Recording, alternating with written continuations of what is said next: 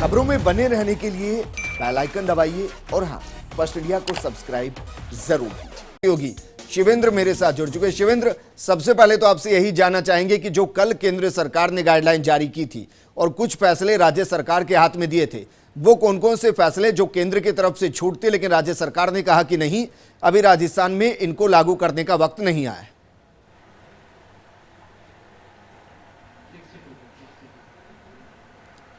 देखिए, राज्य सरकार ने छूट दी थी। सबसे प्रमुख तो विजेंद्र के स्कूल और कॉलेजों को लेकर राज्य सरकार फैसला ले सकती है, लेकिन उसमें भी एक पाबंदी थी कि कम से कम जून महीने में तो ऐसा कोई फैसला राज्य सरकार ले नहीं सकती। तो अभी जो एसीएस होम की प्रेस कॉन्फ्रेंस है और जितना हमने उस प्रेस कॉन्फ्रेंस को समझा है, करीब करीब वही गाइडलाइंस हैं जो कल भारत सरकार की तरफ से जारी हुई हैं। और खासकर मैं पहले वो बातें बता दूं जो प्रदेश के लोग जानना चाहते हैं। सबसे बड़ी खबर यह है कि राजस्थान में सार्वजनिक परिवहन सेवा शुरू होगी। वो तमाम रूट विजेंद्र माफ़ कीजिएगा, वो तमाम रूट जिनमें कंटेनमेंट जोन शामिल नहीं है, वहाँ पर तमाम रोडवेज की बसें और तमाम प्राइवेट बसें चल सकेंगी। प्राइवेट बसों के लिए बशर्ते उनके पास पहले से परमिट हो। बड़ी खबर ये भी है कि अब अंतर्राज्यीय बस सेवा भी शुरू होगी, यानी जिसको बस से राजस्थान, अगर मान लीजिए गुजरात जाना है, मध्य प्रदेश जाना है, उत्तर प्रदेश जाना है, वो तमाम बसें भी अब शुरू हो जाएंगी। ऐसा ऐलान भी अभी एसीएस होम राजीव स्वरूप ने कर दिया। उसमें शर्त बस ये रहेगी कि वो कंटेनमेंट इलाके से बाहर हो। बड़ी खबर यह है, जैसा कि भारत सरकार की कल की गाइडलाइंस में था कि 8 तारीख से पहले कहीं भी मंदिर और शॉपिंग मॉल नहीं खोले जाएंगे।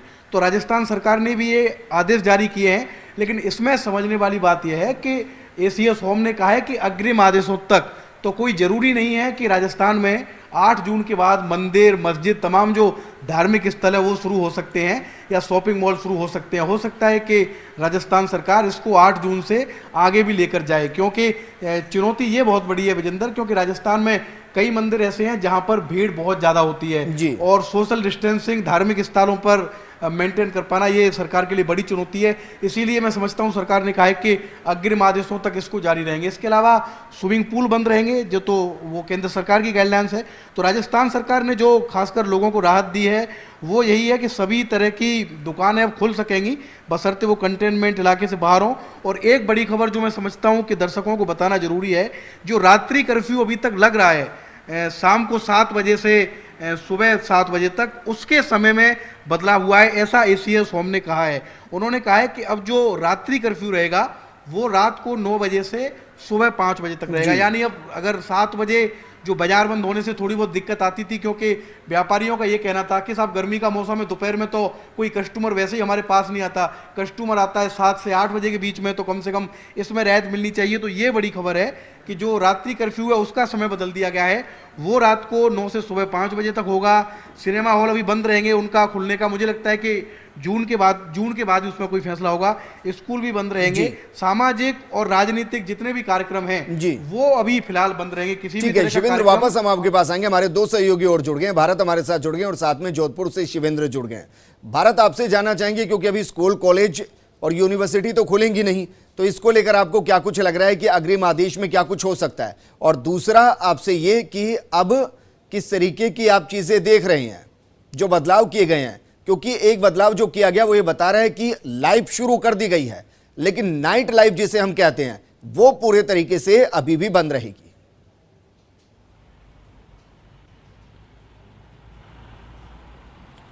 देखिए, बिल्कुल विजेंद्र, आपको बताना चाहूँगा कि नई गाइडलाइन जारी करने से पहले एसीएस होम सहित और कई अधिकारियों ने इस पूरे गाइडलाइन पर खासी मशक्कत है, मेहनत है, वो यहाँ पर की है, जो कि आपको देखने को लगता है। जैसे कि मेरे सहयोगी शिवेंद्र बता रहे थे कि कई चीज़ों में छूट दी है, उसमें भी काफ़ी सोचा है उन्होंने। जैसे कि रात्रिकालीन जो कर्फ्यू है उसको यहाँ पर बदला है, तो निश्चित रूप से एक कड़ी मेहनत है अधिकारियों की यहाँ पर देखने को मिल रही है, जो नई गाइडलाइन जारी हो रही है।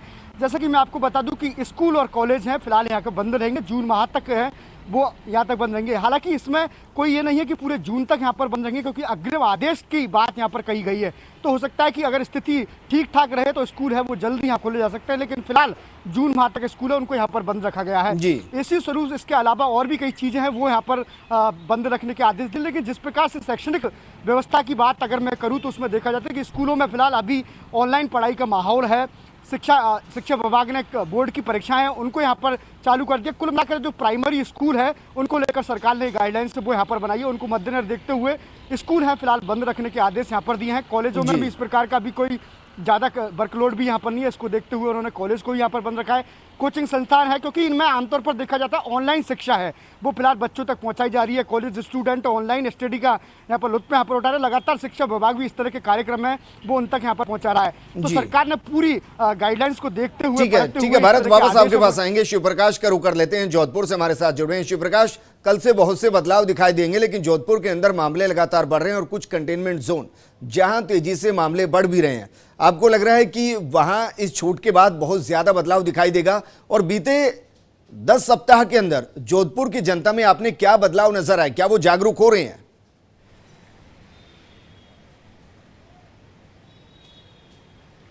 जी विजेंद्र, मैं बताना चाहूँगा कि अगर जोधपुर की बात करें तो जोधपुर के जो भीतरी इलाका है उसमें जो कहीं ना कहीं लोग काफ़ी दिनों से बंद है, क्योंकि अधिकांश क्षेत्र वो कंटेनमेंट जोन में था।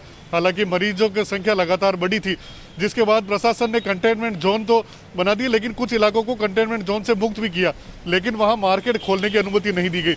अब ऐसी उम्मीद की जा रही है कि आज शाम तक एक नई गाइडलाइन यहाँ जिला प्रशासन स्तर पर जारी होगी, जिसमें उन क्षेत्रों में दुकानें खोलने को लेकर के भी निर्णय होगा। वहीं साथ ही अगर बात की जाए जोधपुर में, तो जिस तरह से बसों का संचालन यहाँ से नहीं, रोडवेज बसें शुरू हो चुकी थी, लेकिन जोधपुर से अभी रोडवेज बसें शुरू नहीं हुई है क्योंकि यह रेड जोन में आता है। तो अब जो है जोधपुर में भी जो रोडवेज बसें हैं या अन्य जो परमिट की बसें हैं वो शुरू होगी। तो कहीं ना कहीं जो लोग अपने घर के लिए जाने के लिए पिछले कई दिनों से यहाँ फंसे हुए थे वो अपने घर जा सकेंगे। यहाँ सिटी बस को अभी तक शुरू नहीं करने की बात कही गई, तो उसमें अभी तक रोक लेगी। तो कुल मिला के अगर जोधपुर में पिछले एक सप्ताह में काफ़ी कुछ परिवर्तन जरूर आया, लेकिन अब लॉकडाउन 5 या जिसे अनलॉक 1 कहा जा रहा है उसमें के बाद अब जोधपुर में सबसे बड़ी बात है क्योंकि गर्मी का कहर पिछले कुछ दिनों से बढ़ा है, तो अब रात्रि 7 बजे की बजाय 9 बजे तक की जो छूट दी है उसमें दुकानदारों को कहीं ना कहीं राहत मिलेगी, क्योंकि जो आम जनता है वो 5 बजे के बाद ही घरों से बाहर निकलना पसंद करती है। तो अब लोग अपने घरों से बाहर निकल के और जो जीवन है वो वापस पटरी पर लौटेगा, ऐसी उम्मीद की जानी चाहिए। जी बिल्कुल। शिवेंद्र, आपके पास मैं आना चाहूंगा, इसको इस तरीके से भी देखिए कि जो मजदूर अभी तक परेशान थे, जिनके पास ऑनलाइन बुकिंग की व्यवस्था नहीं थी, जो लगातार ये सोच रहे थे कि अगर यातायात शुरू हो जाए, इंटरस्टेट शुरू हो जाए तो कम से कम घर हो आए, उनके लिए एक राहत की खबर। और क्या है, इसको आप ऐसे भी देख रहे हैं कि उन उद्योगों के लिए भी राहत की खबर जिनके मजदूर जा चुके हैं, अब उनको बुलाना आसान हो जाएगा।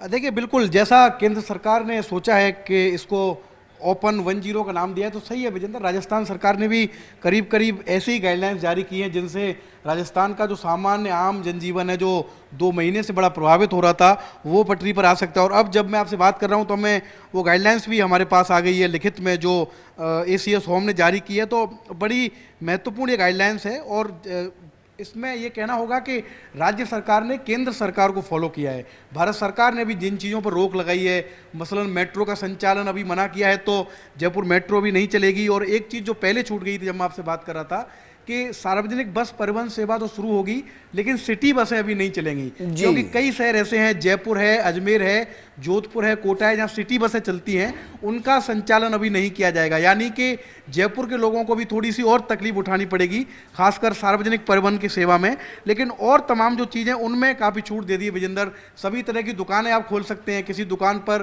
कोई पाबंदी नहीं है। और इसमें जो फैसला आज दिन में हुआ था कि 4 दीवारी के बाजार खुलेंगे, तो 4 दीवारी के बाजार भी खुल सकते हैं।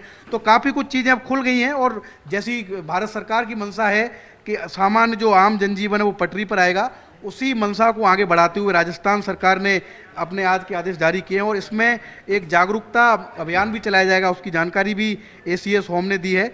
और तमाम जो पाबंदियां, जैसा मैंने कहा कि भारत सरकार ने लगाई हैं, चाहे वो शिक्षण संस्थानों पर हों, कोचिंग में हों, स्विमिंग पूल पर हैं, वो तमाम जो पाबंदियां हैं वो यहाँ भी लागू रहेंगी। और एक अहम चीज़ जो मैं इस ऑर्डर में आपको बताना चाहूँगा विजेंद्र, कि इस जो पूरा 2 महीने का लॉकडाउन था, बड़ी बड़ी दुकानें बंद हुई, तमाम बाजार बंद थे, इसमें जो खासकर थड़ी ठेले वाले लोग थे, चाय की दुकान वाले लोग थे, ये बहुत प्रभावित थे, जूस वाले लोग थे, चाट वाले लोग थे। तो अब इनको भी अनुमति दे दी गई है, यानी कि पूरे प्रदेश में चाट वाले हों, ठेले वाले हों, स्टॉल वाले हों या थड़ी वाले हों, वो भी तमाम जो जरूरी एहतियात हैं, निर्देश हैं सरकार के, चाहे वो सैनिटाइजर रखने के बाद हों, बिल्कुल बिल्कुल।